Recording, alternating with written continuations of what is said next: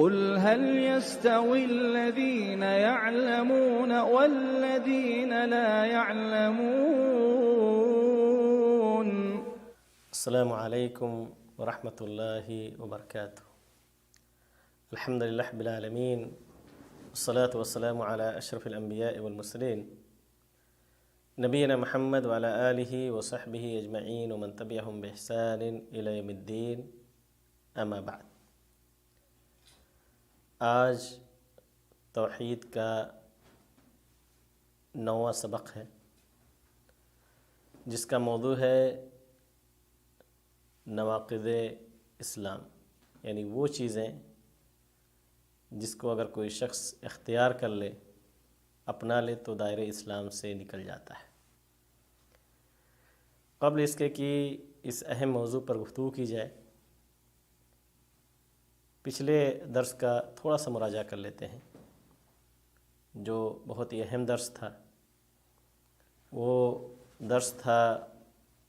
اللہ رب العالمین کے نام اور صفات کے تعلق سے۔ اس میں بتلایا گیا تھا کہ اللہ رب العالمین کے بہت ہی پیارے پیارے اچھے اچھے نام ہیں،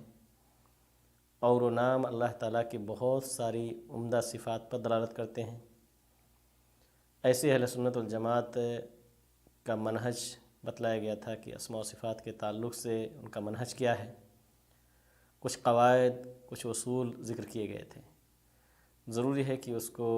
بار بار سنیں، اس کو اپنے ذہن کے اندر رکھیں، تاکہ جو یہ توحید کے اہم دروس آپ لوگوں کو دیے جا رہے ہیں،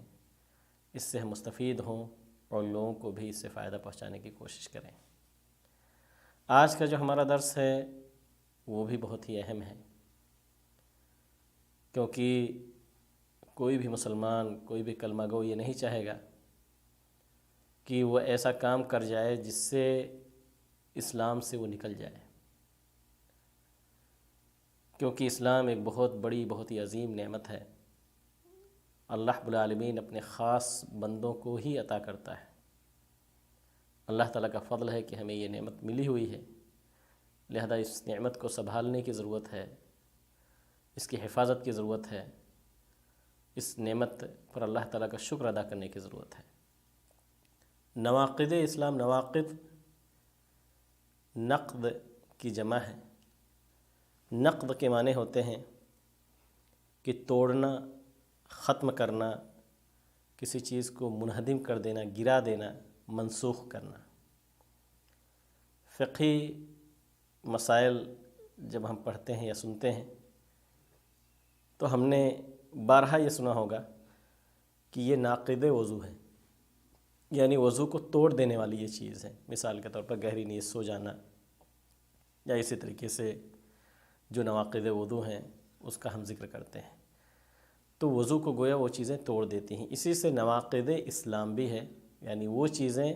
جو آدمی کے اسلام کو ختم کر دیتی ہیں۔ یہ بہت ہی اہم موضوع ہے۔ عقائد کے باب میں جس نے بھی کتابیں تالیف کی ہے یا کچھ بھی خدمت کی ہے، وہ ضرور اس موضوع کا ذکر کرتے ہیں۔ یہاں تک کہ فقہا نے بھی اپنی کتابوں میں مرتد کے احکام، ارتداد کے اسباب اور وجوہات کا تذکرہ کیا ہے۔ مرتد ہونا کیا ہے؟ مرتد ہونا تو یہی کہلاتا ہے کہ آدمی ایسا کام کر لے جس سے وہ دائرہ اسلام سے نکل جائے۔ اس کے بعد مرتد کے اوپر کون سے احکام لاگو ہوں گے، اس کی وضاحت اس لیے کی جا رہی ہے کیونکہ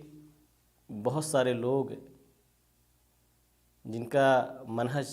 اہل سنت والجماعت سے ہٹا ہوا ہے، وہ لوگوں کو میٹھی میٹھی گولیاں کھلانے کی کوشش کرتے ہیں، اور یہ باور کرانے کی کوشش کرتے ہیں کہ ایک بار جب کوئی شخص کلمہ پڑھ کر کے اسلام میں داخل ہو جاتا ہے تو نکلنے کا اس سے کوئی سوال ہی نہیں ہے، وہ پھر مسلمان ہو کر کے ہی مرے گا، جنت کی سرٹیفکیٹ اسے مل جائے گی۔ لہذا وہ لوگوں کو غافل کرنا چاہتے ہیں، اور اس کے پس پردہ جو ان کے حرکات ہیں، جو ان کے اعمال ہیں، جو ان کے کفریہ اور شرکیہ عقائد ہے، اس پر وہ پردہ ڈالنے کی کوشش کرتے ہیں۔ آج کے اس موضوع کے اندر انشاءاللہ آج کے اس درس میں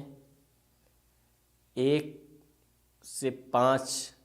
ایسے اعمال کا ذکر کیا جائے گا جو آدمی کو دائرہ اسلام سے نکال دیتا ہے۔ نواقض اسلام تو ایسے بہت سارے ہیں جس کی کوئی محدود عدد نہیں ہے، البتہ علماء نے اپنی کتابوں کے اندر یا اپنے پمفلیٹ میں یا اپنے دروس اور محاضرات میں اہم نواقض کا ذکر کیا ہے، بلکہ بعض علماء نے 10 کا عدد ذکر کیا ہے، اسی میں سے شیخ ابن عثیمین رحمہ اللہ بھی ہیں، ان سے پہلے شیخ محمد بن عبد الوہاب رحمہ اللہ، اور بہت سارے خاص طور سے اس دور کے جو علماء جب نواقض اسلام کے تعلق سے گفتگو کرتے ہیں تو کہتے ہیں کہ اسلام کو توڑ دینے والی چیزیں 10 ہیں، اور پھر ان 10 چیزوں کا ذکر کرتے ہیں جو کتابوں کے اندر موجود ہیں۔ بلا شبہ یہ 10 چیزیں سب سے اہم ہیں، سب سے خطرناک ہیں،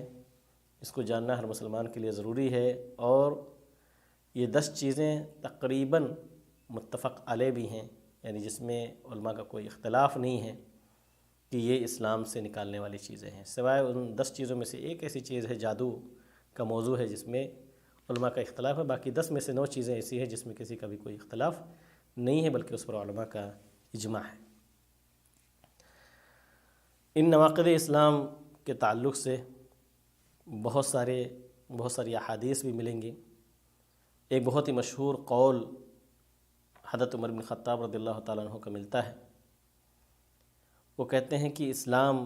کی کڑی ایک ایک کر کے گرتی چلی جائے گی، خاص طور سے جب اسلام میں ایسے شخص کی نشو و نما ہوگی جو جاہلیت کے بارے میں علم نہ رکھے،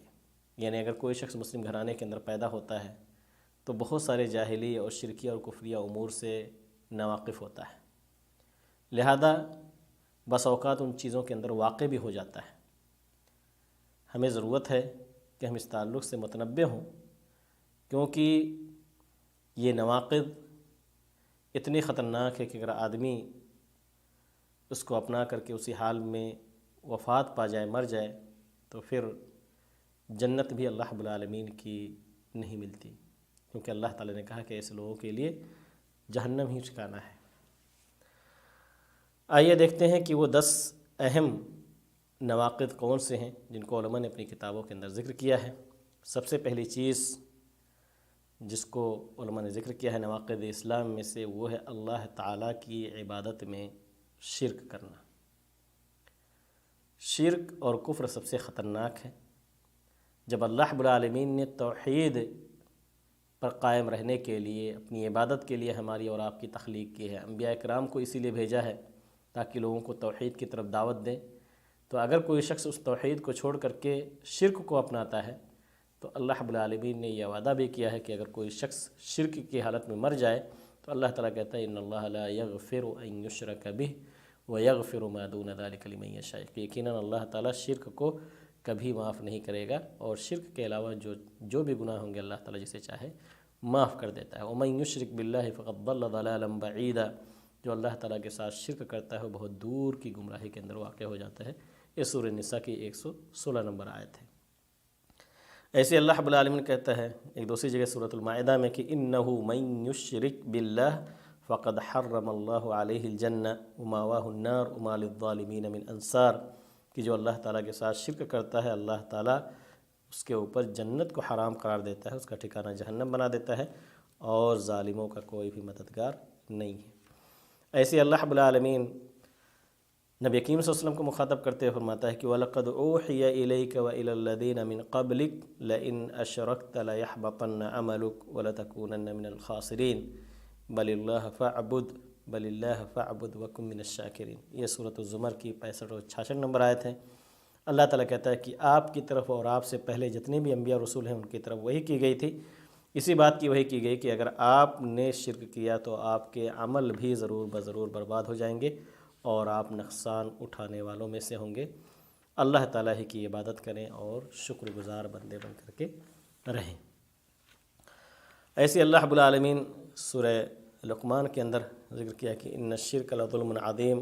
حضرت لقمان اپنے بیٹے کو وصیت کرتے ہوئے کہتے ہیں کہ یا بنی لا تشرک باللہ ان الشرک لظلم عظیم، کہ شرک بہت ہی عظیم گناہ ہے۔ تو شرک اتنا خطرناک ہے کہ اگر کوئی شخص شرک کرتے ہوئے مر جائے تو اللہ رب العالمین اسے جنت سے محروم کر دیتا ہے اور جہنم اس کا ابدی ٹھکانہ بنا دیتا ہے۔ البتہ اگر وہ اپنی زندگی کے اندر توبہ کر لیتا ہے شرک اور کفر کرنے کے بعد تو اللہ تعالیٰ اس کے توبے کو قبول کرتا ہے۔ اللہ تعالیٰ نے سورہ زمر ہی کے اندر ذکر کیا ہے کہ قُلْ يَا عِبَادِيَ الَّذِينَ أَسْرَفُوا عَلَىٰ أَنفُسِهِمْ لَا تَقْنَطُوا مِن رَحْمَةِ اللَّهِ إِنَّ اللَّهَ يَغْفِرُ الذُّنُوبَ جَمِيعًا إِنَّهُ هُوَ الْغَفُورُ الرَّحِيمُ۔ اللہ تعالیٰ کہتا ہے کہ اے نبی آپ کہہ دیجئے کہ اے میرے بندو جنہوں نے اپنی نفس پر اسراف سے کام لیا ہے، زیادتی کی ہے، اللہ کی رحمت سے آپ مایوس نہ ہو، یقیناً اللہ تعالیٰ تمام گناہوں کو بخش دیتا ہے، یقیناً وہی بخشنے والا اور رحم کرنے والا ہے۔ تو اگر کوئی شخص زندگی کے اندر توبہ کر لیتا ہے تو چاہے وہ شرک اور کفر ہی کیوں نہ کیا ہو، اللہ تعالیٰ اس کے توبے کو قبول کرتا ہے۔ تو دونوں آیتوں میں کوئی تعارض نہیں ہے۔ اس آیت میں جو اللہ تعالیٰ کہتا ہے ان اللہ لا یغفر ان یشرک بہ، اور اس آیت میں ان اللہ یغفر الذنوب جميعا، کیونکہ دونوں آیتیں الگ الگ موقع اور محل کے لیے ہیں۔ وہ آیت اگر کوئی کفر اور شرک میں کی حالت میں مر جائے تو اللہ تعالیٰ معاف نہیں کرے گا، اور یہاں جو یہ آیت ہے کہ تمام گناہوں کو اللہ تعالیٰ مٹا دیتا ہے، تو یہ اس شخص کے لیے ہے جو زندگی کے اندر ہی اس سے توبہ کر لے۔ اب سوال یہ ہے کہ بہت سارے لوگوں کے ذہنوں میں، جیسے میں نے اشارتاً ذکر کیا پہلے بھی،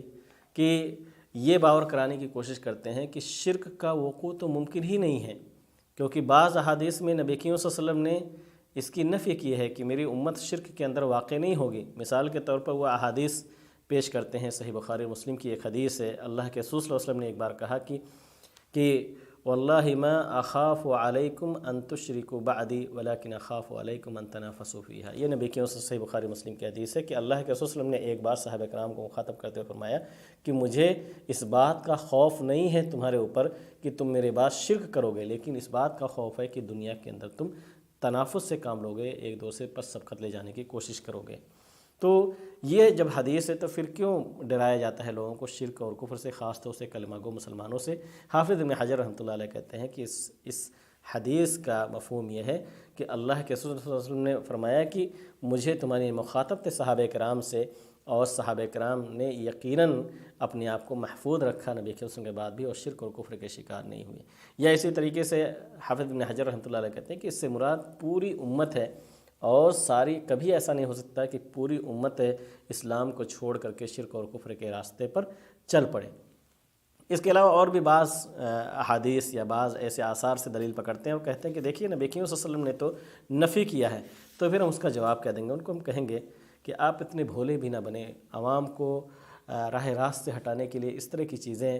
ایسی چیزیں پیش کرنے کی کوشش نہ کریں جو کہ مکمل طور سے واضح نہیں، یا اگر آپ پیش کرتے ہیں تو اس کی وضاحت کریں، کیونکہ نبی کریم صلی اللہ علیہ وسلم کی بے شمار احادیث ہے جس سے پتہ چلتا ہے کہ اس امت کے اندر شرک کا وقوع ہوگا۔ آئیے چند احادیث میں ذکر کرتا ہوں، انہی احادیث میں سے ہے صحیح بخاری مسلم ہی کی حدیث ہے۔